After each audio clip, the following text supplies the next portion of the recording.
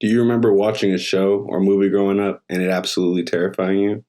Well, the classic motto, "You're too young for that," might be right. One theory that could help us understand this is developmental theory.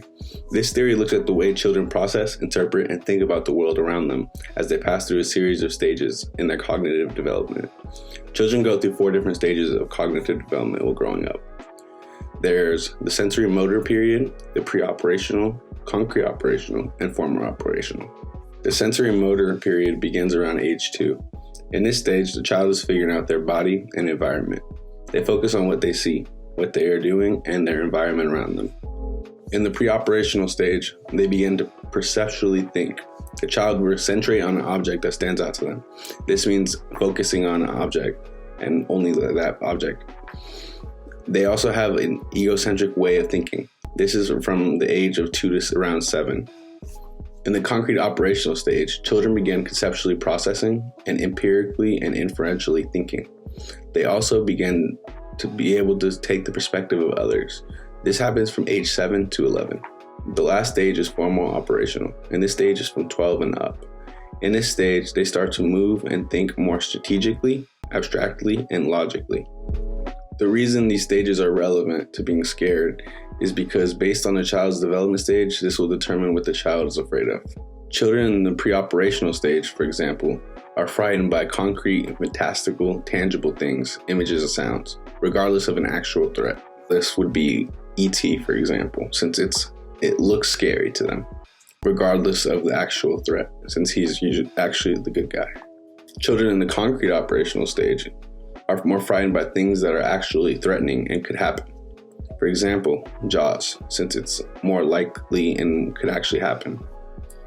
And lastly, children in the formal operational stage, which is, remember, 12 and up, they are frightened by things that are actually threatening and plausible that could actually happen. An example of this would be the movie Contagion, which has a deadly virus that goes around, and that's plausible, obviously. A study done by Glenn Sparks could help explain. In this study, he looks at children in fright. This study was done in the 1980s and looks at children observing The Incredible Hulk, the 1970s show. Pre-operational, 3 to 5, and concrete operational, 9 to 11, children were shown short videotape segments taken from the show.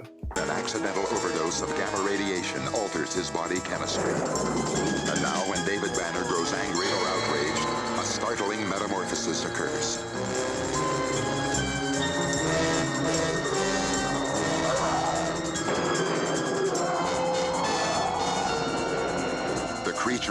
The study predicted pre-operational children would express more fear at the events depicting the transformation and post-transformation segment of whenever the Hulk was presented in a monstrous form.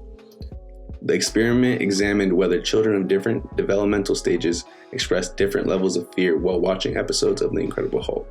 In contrast, it hypothesized that concrete operational children would express more fear during the pre-transformation segment when the human was in danger.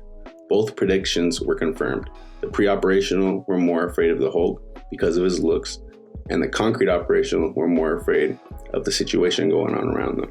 So after looking at that study, it's pretty clear different ages were afraid of different things in the clips. This is because different people can experience the same media message differently, so keep that in mind when you let little ones watch certain shows or movies, even if they think they're old enough.